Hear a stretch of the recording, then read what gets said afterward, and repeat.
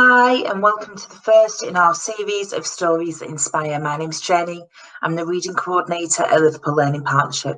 Stories That Inspire is a video series that looks at books and stories featuring resilient characters or resilient historical figures and how they've inspired the lives of people living and working in Liverpool.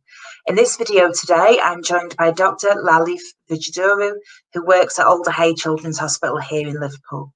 Lovely to meet you here this morning. Nice to meet you. So I'm just wondering, is there a particular person or character in a book who you think is portrayed as being particularly resilient? So there is a character of a book that I read when I was in primary school. So I was around between the ages of 8 to 10. And his name is Roald Dahl, and he's an author. And even though Roald Dahl wrote some amazing books with some fascinating characters like Matilda and James and the Giant Peach and the BFG and Charlie and the Chocolate Factory, there are loads of amazing characters. But actually the character which I find the most resilient was actually when he wrote about himself. And this is something called an autobiography. And he wrote two series of an autobiography, one which is about his early childhood, which is called Boy, and the second one was about his adult life, which is called Going Solo. And the story that I found most inspiring was the character, his own character in Going Solo. The reason why is because he showed lots of bravery in doing something different, in moving outside of his comfort zone. So the story of Going Solo is about him leaving home, moving to Africa, to East Africa, working for an oil company that you've heard of, called Shell. And so I think leaving home and traveling to a far off land is something that is really quite brave. And his stories spoke about lots of different events related to his different life in Africa. Some included fending off poisonous snakes like a green mamba. And another part was training to be a fighter pilot during the Second World War. So there were lots of brave things and lots of bad things happened. And so I think Roald Dahl demonstrated resilience because he approached those bad things that happened in his life with humor, with trying to look on the bright side of things, trying to see what the lessons that he could learn from them. But I think the real important thing that I learned from him was to be grateful of the things that we do have, because he worked in communities which perhaps had a lot less than he had. And I think it gave him perspective. So I think being resilient is the ability to bounce back from things that may happen to you, which are bad, painful, scary, threatening. But he managed to bounce back with humor, and that's why I admire him. Fantastic. I mean, seeing the positive sides, that's a very important part of resilience, isn't it? Do you think then that reading about his resilience and the different situations he had to cope has helped you at times when you found things difficult? Yes, I am somebody who uses humor a lot to look at the positive things. And I am somebody who uses gratitude as a positive way of looking forward. So definitely his approach has inspired me. But also he was a writer. And so he wrote about his experiences. And actually, I think writing and expressing yourself through writing was also a good thing to do. And I use music, talking and writing to express how I feel. So definitely I found that useful. Yeah, art forms is definitely a good way to sort of be able to express yourself and deal with situations you go to. So in the book, one of the things that he has to be particularly resilient through is when he contracted malaria. And in Going Solo, he talks about this. Would you be able to read us an extract of it? Yes. So a lot of his autobiography included excerpts of letters that he wrote back to his mother back in Britain. And so this is an excerpt of a letter that he wrote to his mother. Dear Mama, last week I finally succumbed to malaria and went to bed on Wednesday night with the most terrific headache and the temperature of 103 degrees. Next day, it was 104, and on Friday, 105. they've got some marvelous new stuff called atibrin, which they straight away inject into your bottom in vast quantities, which suddenly brings the temperature down. Then they give you an injection of 15 or 20 grams of quinine.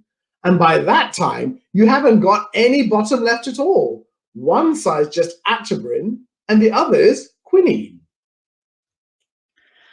Fantastic. So what do you find particularly interesting or inspiring about this?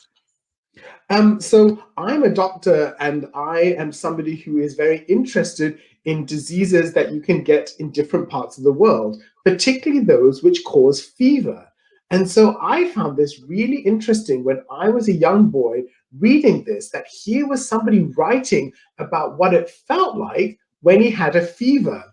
But then I remember having fevers when I was in school, but I don't remember having injections in my bottom to treat the fever. And he was this silly man writing about how he got this terrible disease called malaria, got a really high fever, and had his bottom just full of injections, just having to take lots of medicines. And so I thought it was a bit funny. And but I also found it very interesting because later on in the book, he went on to describe other medicines where where there was a science experiment to see whether it would work. When he crashed his plane as a World War II fighter pilot, he had to have surgery on his face to make him better. And the doctors talked about giving him a different anesthetic, which means a drug to put you to sleep so they could do the operation. They tried a new anesthetic on him. So there were lots of things in this book which made me think, actually, this is a man who is brave. This is because he's had diseases and injuries, but also that he's been prepared to be part of an experiment to try new medicines. And when we think about life now, that we are in a time where we've got a new disease called coronavirus, and we need to do science experiments to see if things like vaccines and injections work, this is how we improve in life, and this is how we can make the health of the population, or the health of the world, better. So this really inspired me. So has your job as a doctor ever involved tropical diseases such as malaria then? Yes. So the reason why I came to Liverpool was I wanted to learn more about diseases that affect other parts of the world. And so I came to Liverpool to study at the School of Tropical Medicine, which is an institution which teaches and researches about diseases like this. So I have worked in different countries in Asia and countries which also have malaria. And so I have been interested in diseases caused by bacteria which cause fever in children. So who knows whether reading this book about malaria in an adult, describing how bad it was to have fever and the treatments that he received, maybe that inspired me to think about diseases in children that also cause fever. It's interesting to think, isn't it, that something that you read back then when you were a child could have inspired your career path in that way. So you mentioned about the Liverpool School of Tropical Medicine, which was the first institution in the world dedicated to researching and teaching about tropical medicine. I'm just wondering if you can tell us why you think that institution was set in Liverpool. Well, I think lots of people in Liverpool need to realize that Liverpool was a very important port city, which meant that it had a big river where ships from around the world could dock in. Remember, Liverpool, the UK had an empire. It had lots of colonies around the world. And this meant that from these colonies came people, ideas, products. So lots of things were traded. However, with those came diseases from those different parts of the world, some of them including things like malaria.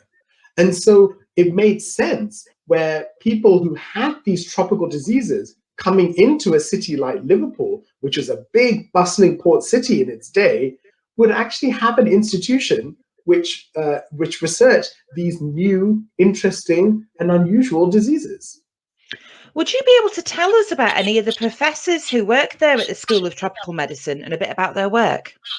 Well, Liverpool has got a very proud history when it comes to the same disease that Roald Dahl suffered from, malaria. And I would like to tell you a short story about one of the professors who taught at the Liverpool School of Tropical Medicine called Ronald Ross. So Sir Ronald Ross was a British doctor. He received the Nobel Prize for Medicine in 1902. Dr. Ross was born in India, when India, like I said, was a British colony, in other words, part of the British Empire. Ronald Ross was the first British person to win the Nobel Prize, and proudly the first winner who was born outside of Europe. So the reason why Ronald Ross is important was because he made a very important discovery. He discovered in 1897 that a disease called malaria, which is the same one that Roald Dahl suffered from with a fever in East Africa, Ronald Ross discovered that this disease was caused by a parasite, and this parasite lived inside the guts of certain mosquitoes. And he discovered this while working for the Indian Medical Service, where he worked for 25 years. So after resigning from his long service in India, Ronald Ross joined the faculty of the Liverpool School of Tropical Medicine. And he was professor here in Liverpool for 10 years, teaching lots of students and scientists about this important disease called malaria, which is spread by mosquitoes. And I feel very lucky that I have managed to be a student at this same special institution here in Liverpool. Fantastic. It's really interesting to learn about Ronald Ross. So what impact has learning about those early pioneers into tropical medicine had upon you in your career? Well, it's all about, it's as you said, it's that word pioneer. I have a lot of respect for people who say, this is what we know about a subject, but there is still a lot that we don't know. And in order to answer those questions, to answer the questions that we don't know about, we have to do experiments. And sometimes experiments require us to think outside the box. It makes us challenge what we're doing already. We have to think very differently.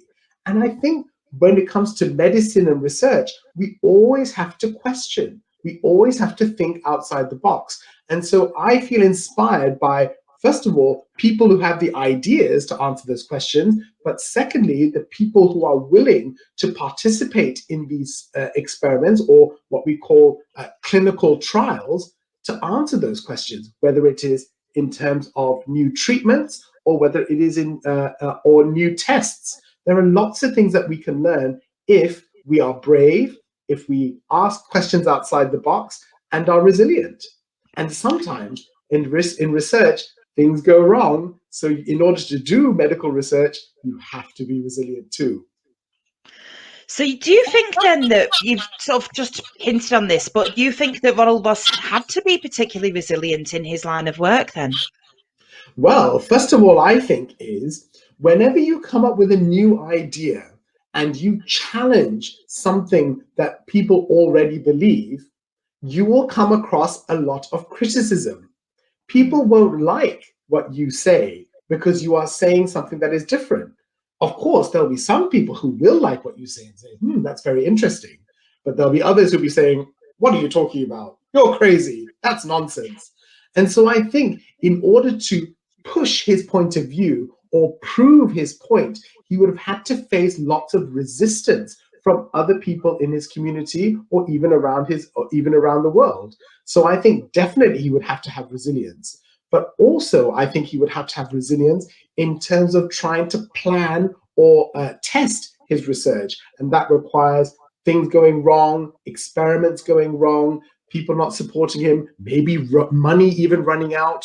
There could be lots of challenges that Ronald Ross and many researchers around the world have to face. So absolutely, you have to be resilient.